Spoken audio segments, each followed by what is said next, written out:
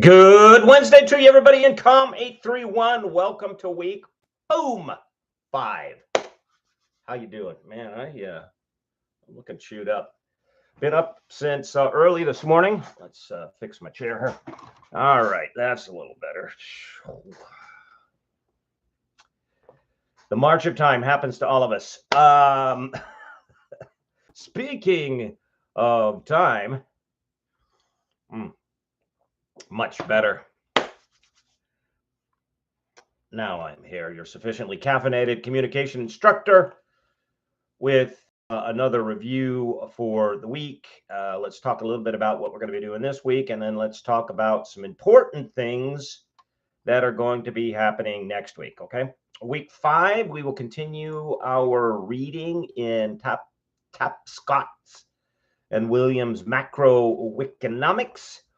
These guys are really out ahead of the curve when they published this book. So it's been bouncing around for a while, but much of what they had to say has come to full fruition. And so what I want you to do as you read it, let me move my shirt here.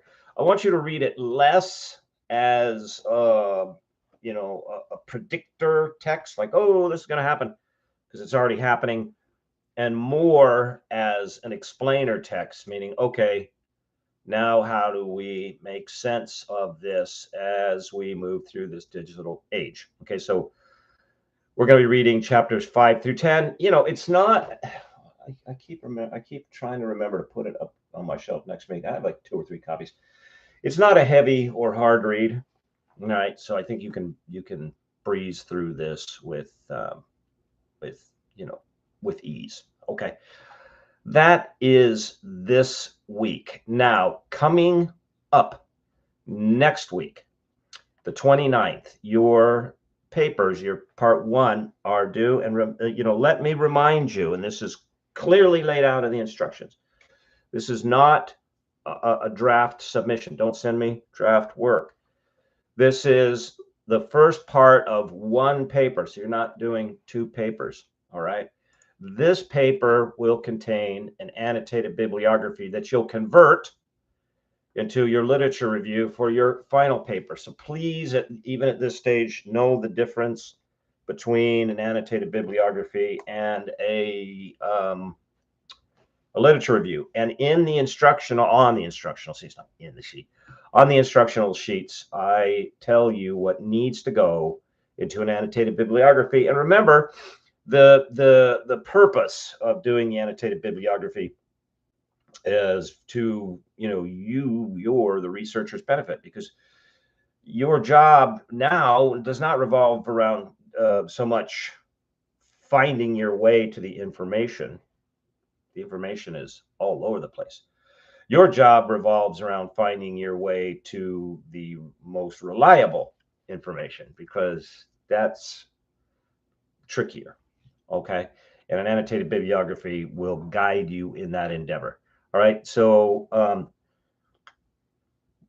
going to be out of the office this Friday and throughout the weekend. I have a wedding to attend, and I will check my email. But what is today? Wednesday. If you're anticipating any problems, I need to hear from you within the next 48 hours, because I'm much more interested in your best work than I am a particular deadline. But a substantive part of successful work, especially writing, especially communication, especially strategic communication, is deadline. The message has to get there when the message needs to get there. That sounds redundant, but is. And that's just one of the things that falls upon us as communicators. So unless there are extenuating circumstances, don't reach out to me, because, look, I'm not going to deep dive and fact check and say, oh, you say that such and such is happening. Do you have documentation? I'm not interested in that. That's not how we're going to run the class and deal with each other as developing professionals. I trust you that if you tell me I have a problem, then you really have a problem. So if you're anticipating problems, give me some love. I don't have that much bandwidth to have expansions of due dates that get put in for projects because they're there for a reason, because they're, other things as instructor, professor that I'm required to do, and there's a rhythm to the class and so on and so forth. Okay. So I won't be in the office. So, call me for office hours. I'm going to be on the road. I won't be able to take your call, but I will be checking my email. All right. So if there's any issue, reach out to me. Okay. All right. That's the biggie for this week and next week. Also next week, I want to mention, normally I do this at like fall break or something, but I'm going to do it instead of halves. I'm going to do it in quarters. Since we closed out week 4, yesterday, some of you had contacted me saying, hey, I've got some extenuating circumstances. I'm still working on the answers to the questions and the responses for week 4. Okay. At the end of week 5, that is next week, I'm going to grade all discussion sections 1 through 4. If you don't have the work completed by then you will not receive any of the discussion points. All right, so let me make that really clear. At the conclusion of this week, okay, I'm going to grade discussion sections week 1 through 4. If you do not have the material, the questions answered before that time, those of you who asked for a little extension into this week to catch up on week 4, you won't receive the points. Now, concerning week 5, I have extended the deadline. Normally it's due the Monday night of, next week. But then next Monday night, next Monday is the 29th, the same day that your papers are due.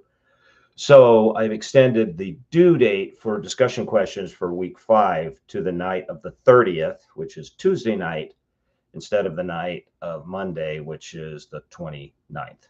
Okay. So if you're scrambling and you're doing some last minute edits, and I hope you're not, but hey, I'm working on a book right now and I'm doing some last minute edits. I mean, I was reading through a chapter of it last night going, dang, I thought this was done. And look at all this stuff I'm finding in here. So you'll have a little bit of space on Monday day to complete the part 1 of the paper.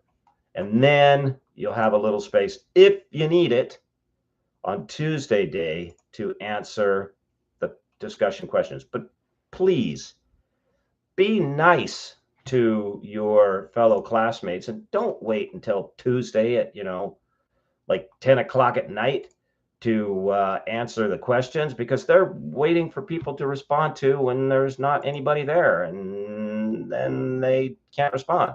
All right. So that's what's going on from this week into next week. Okay, let's take a look back at week 4 at these questions. You started a new book. Now, there was one of you who reached out to me and said, hey, I'm having a hard time figuring out, which version of the book I have or I'm supposed to get. Okay, I get it. There's really not that significant of change from one edition to the other. And you know who you are. I'm not going to mention you here, but if I sent you an email saying, hey, I'm more interested in you getting sort of the big picture of what Tapscott and Williams are on about than any stenographic recitation of a particular chapter. Okay. All right. Question number 1. Tapscott and Williams ask the question, why should the technology data and risk assessment models that are used to value products, and this is what we mean by value products, we mean to price things, be kept hidden from the public? Has the problem been fixed today, or are we still at risk for another major world financial meltdown like we experienced in 2008? Please explain. Okay, so first of all, a little context, and I know you got some in the book, but I was there. Actually, I was working. I was doing a lot of journalism work, and I reported on the meltdown, and it was unsettling, because nobody, the unsettling part was nobody knew exactly what was happening, And as a result, nobody knew exactly how far the problem was going to continue. It sort of, picked up momentum, like, and where the stop was going to be. There was a terrific book that was written about that meltdown that was turned into a pretty good film. Okay. And the book and the film is called The Big Short, Short. I'd highly recommend it. I think you can get it on Netflix or Amazon. And it goes through the meltdown. The movie, it's has Ryan Gosling, and it has Christian Bale in it, and it has what's his face, Steve Carell from The Office in it. So there's some dramatization, but essentially, in terms of the big picture issues as to what led to the meltdown, it's pretty good. Okay. And one of the causes of the meltdown was by what means that organizations were placing value on home mortgage loans was not disclosed to the public. All right. Here's something you should understand, and not just as a communicator, but I keep looking at my crazy ass hair. I hope it's not too much of a distraction. But as a citizen of this country, okay, most of what goes on in the public marketplace, actually, you could say that most of what goes on in your life is at its heart a bet, a speculation that you are making a bet.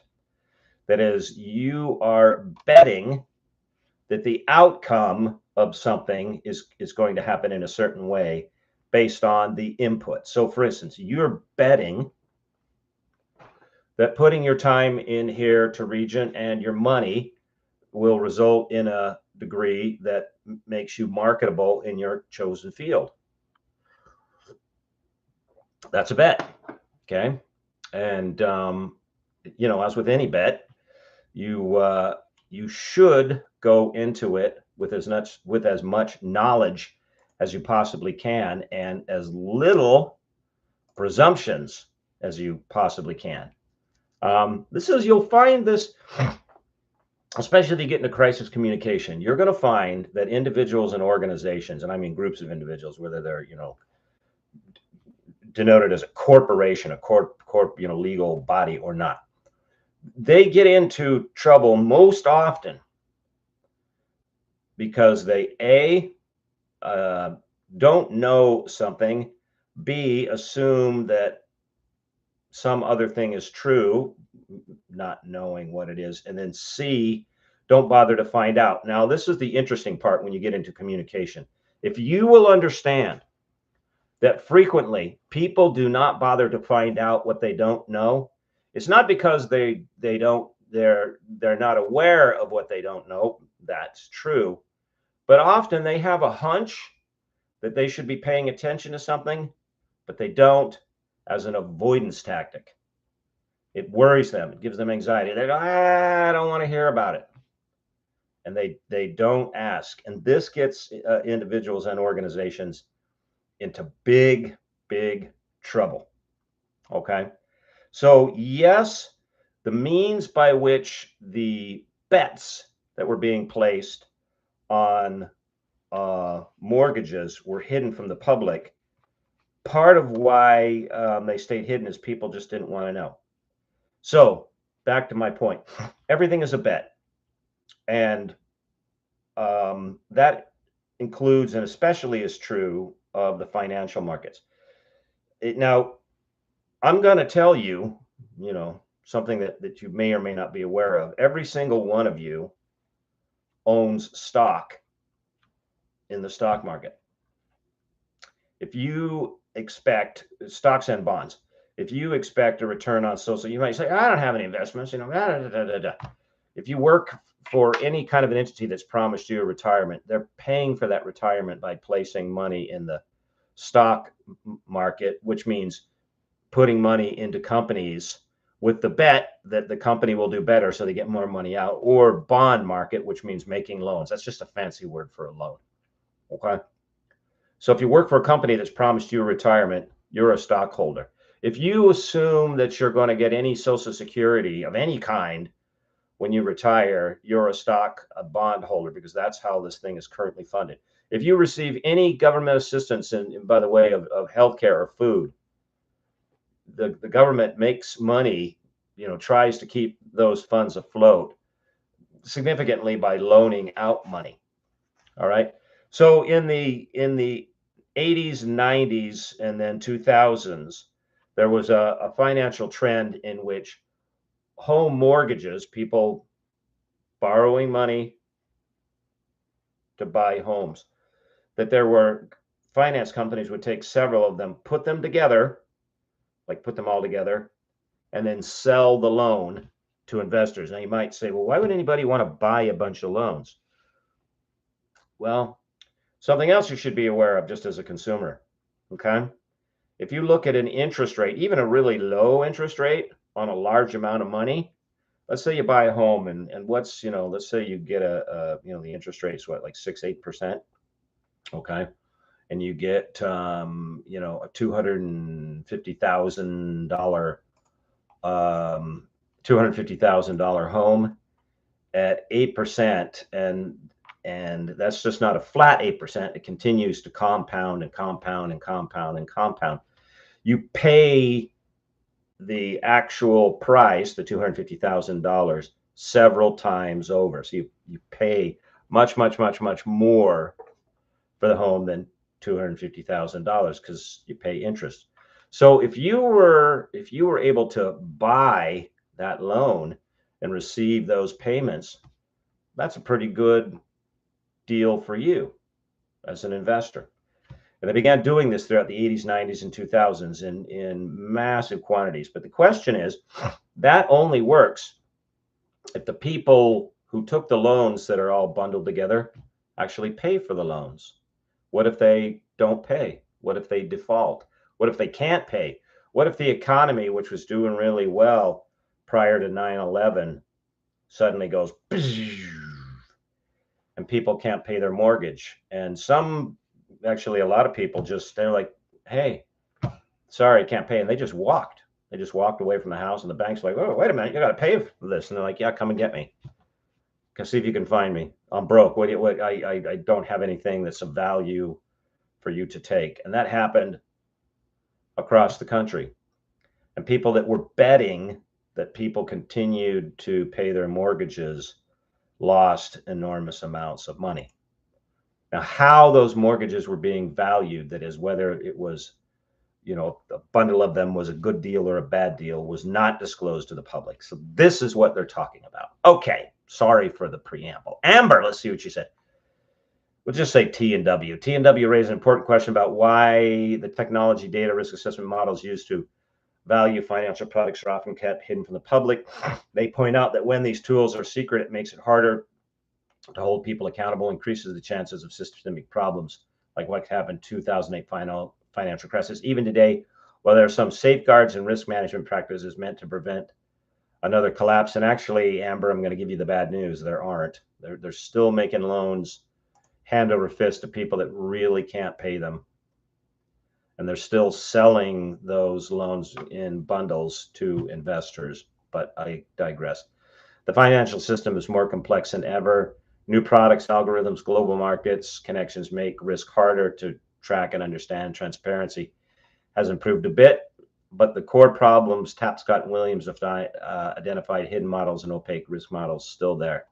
That means global financial system is still at risk for a major meltdown. Okay, yeah, and you are correct. Now, how would this might appear in a test? Well, I might ask you a question about what I just said concerning where this financial meltdown came from. Okay, because what goes on in the video is fair game for the examinations. Anyway, back to your answer. It's actually worse than it was, and the reason is now there's an additional layer of hidden. It used to be that there were individuals, and they would develop they would develop valuation systems, models, and within the models, there was all kinds of language that was very confusing to people who had nothing to do with the business world. You know, they use foreign words like tranche and, you know, French words. You know, like, what the hell does all this mean? Excuse me, what does this mean? Okay, so deciphering the language of the people that wrote it was a significant hurdle. Now there's an additional layer of obscurity, and that is many organizations are using artificial intelligence, are using AI to create the valuation algorithms, and the people that are creating or that are using the valuation algorithms do not understand the algorithms. So now this was true in the business before. You know, you ask somebody in most people in whether it's home mortgages or investments, you know, how is a product valuated? Why is a stock at this particular level? Why is a bond, you know, the loan at this particular level? Like, oh, it's the market. You know, that means that's just another way of saying I don't know. Now, since the valuation is being done by a very, very complex large language model, an AI, they really don't know. And so, yeah, you're correct. This puts us at risk for more problems. Question number 2. What's the difference between the old crisis paradigm and the new crisis paradigm that gives the capability of the new digital, given the capability of new digital media technology? Please add any of your personal observations. Brianna, T&W mentioned the old crisis paradigm was deeply rooted in control. They addressed the old organizations didn't have systems in place to share information and oftentimes didn't. This led to poor decision-making, redundancy, confusion, waste of time, money, opportunities, and often treated victims and as passive consumers, passive consumers horribly. In the new crisis paradigm, T&W remind us that information is easily accessible. Now, thanks to the internet, this is one of the reasons that financial institutions have to speak truthfully about the banks and other financial organizations, as people can now fact check and easily learn where their money is going, being invested, and how the economy works, where in the past the information was always accessible. Okay, yeah, that's true now, but you're blurring sort of two questions into one, though. So remember to kind of keep these separate. In crisis management today, organizations are held accountable and can speak directly to their audiences, victims, stakeholders, as they have social media and other forms of communication through technology. Okay, true. You know, I want everybody to carefully consider the pros and cons of this new crisis communication paradigm, because I read Tapscott and Williams, and I read them as okay. I'm gonna make a sweeping statement here. There are parts of this book and some of their assessments that I would categorize as naively optimistic. This is one of them. One of the main challenges in a crisis communication situation is breaking through the static, breaking through the noise, and avoiding panic, rumor, false information, and movement of masses based on those. Right. One of the things, and you know, look, the genie's out of the bottle. So I'm not saying, oh, turn the internet off. That's not where I'm going here. One of the things that accelerates that phenomenon of rumor, incomplete information, or there are bad actors that just send out misinformation and then move crowds to do one thing or another. One of the key catalysts, the key accelerators, is a massive amount of information being flooded into the communication space at one time. And it becomes very difficult, first of all, for those in the crisis to determine what's actually happening and how people are reacting. Okay. And then secondly, for the people receiving the information. All right. Because it's, again, this is where I think Tapscott and Williams were naively optimistic. I mean, they're not taking into account things like chatbots, right? That people use and some of them use these in an organized way. Some of them they're just merry pranksters. I think it's funny to push a particular agenda that is non-existent accounts that on places like TikTok and X has tried to do a better job in cleaning up the chat box by verifying information. But Instagram and TikTok, no. And you get people throwing out opinions. And now with AI generated content, they're not even, you can have images and videos that are not real, or that take real images and then turn them into something that the person in the image didn't post to push a particular narrative. And that's becoming very difficult for organizations to slice their way through. Okay, so I'll have to tell you, I am not 100% convinced that the so-called new crisis paradigm that is more horizontal, that involves more and more people, is the best thing since sliced bread. Because having worked in crisis communication and having worked in crisis communication in situations in which there was a real crisis, like a natural disaster or a war, one of the things that most hampers relief efforts is figuring out, because you can't do everything for everybody like that. You have to run through what's called a triage, and you have to prioritize, saying, okay, we've got limited resources, limited man hours, limited money. Who do we start with first? And if you don't get a clear picture as to where the worst of the situation is, it makes it very difficult to start at the epicenter of the impact, where it's felt the most. And information that floods the zone, that blurs that picture, makes that process harder and harder. So I'm not convinced. I am not convinced. Okay, question number 3. Among the 5 principles of economics that can help organizations to thrive in the digital age, which one of the 5 do you believe the organization you work in, and whatever that is, could benefit most if your organization's leaders fully understood and embraced the principles? Now, for a question like this, for the test, I will list or have some portions of the 5 principles, so you should be able to identify them. Sarah, it has only been my current institution. I've only been in my current institution for a few months, yet I haven't seen enough to say where leadership could best embrace the principles. But reflecting on my previous institution with these principles in mind, it's clear to see why I chose to leave. Okay, well, please explain. It was because they failed to embody any of the 5 principles Tapscott and Williams describes: collaboration, openness, sharing, integrity, interdependence. Integrity stands out most from my experience because the university presented itself as a Christian institution, but in practice, there was no chapel, no student ministry, no prayer, no support, no commitment to spiritual formation. The focus was only on filling seats to generate revenue, which revealed a lack of integrity. Okay, I think that's very well put. I will share with all of you. I spent a number of years in Catholic education, and I got out.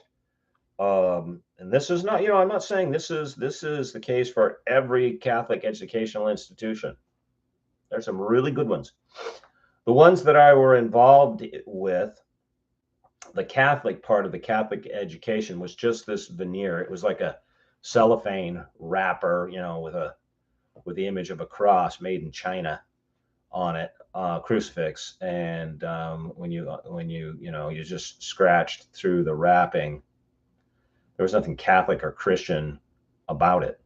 And it was like, well, hey man, what are we doing here?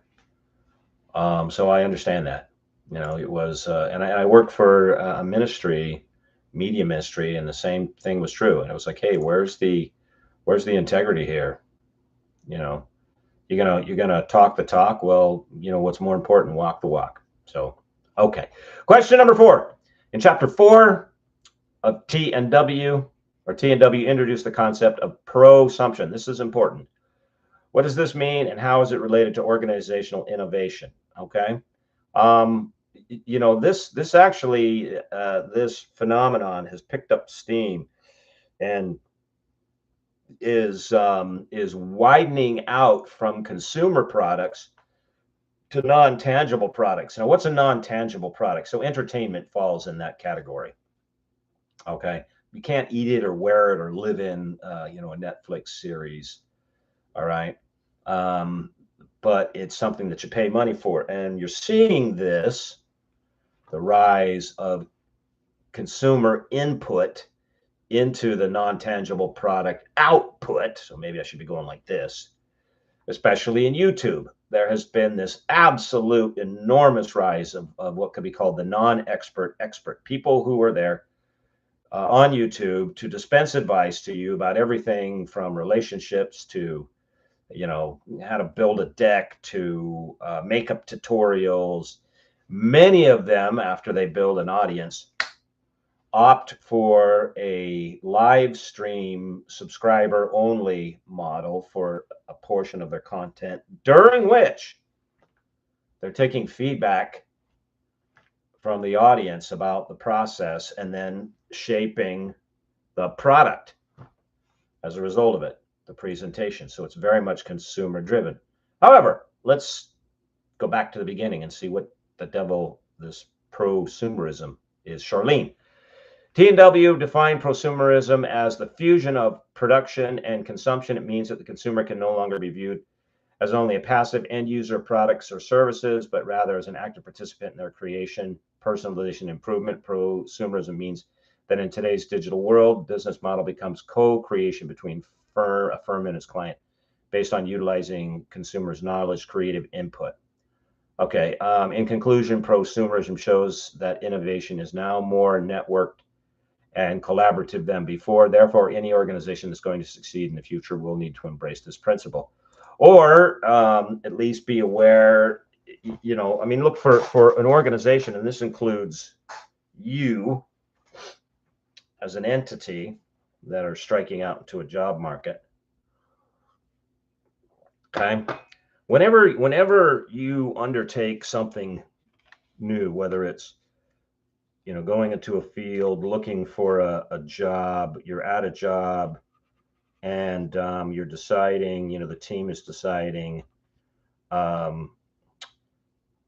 what's next and how do we tackle this. Okay, it behooves you to do something that's called a SWOT, SWOC analysis. All right, and SWOT, I think I just messed up the focus on my camera. There we go. SWOT analysis stands for SWOT, stands for what you do is that you say, okay, we want to do this into the marketplace. Let's analyze the marketplace.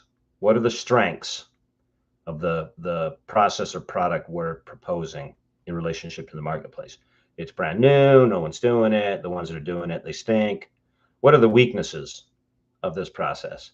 And this includes, what are the strengths and the weaknesses, et cetera. I'll get through the O and the T. Okay. Of you launching into a particular career. What are the weaknesses? Maybe the market's flooded. Maybe there's high rate of unemployment in there. Maybe everybody else is doing this too. Okay. What are the opportunities? What gap in the market does doing the thing, whether that's educating yourself and inserting yourself into the market or coming up with an initiative and you're at a company, what opportunities are there that this thing can fill? And what are the threats to the success of the project or to you as a product? And make a list. Okay, you write that out, SWOT, strengths, weaknesses, and you don't make a list like, I think. Spend a little time researching as to whether, prosumerism is something that has more strengths than weaknesses and more opportunity than it is subject to threat. Okay, so now that's a good answer, Charlene. You got that right. But what I'm encouraging you to do by way of evaluating any product or process, and that includes you, okay, is beware that just because something is new, by way, say, of technology or process, okay, doesn't mean that it's better. Just because prosumerism, in which now we have the technological capability, the platforms in which people can input into your product, doesn't mean that that is the better way to produce the product or the process. Maybe it is, maybe it isn't.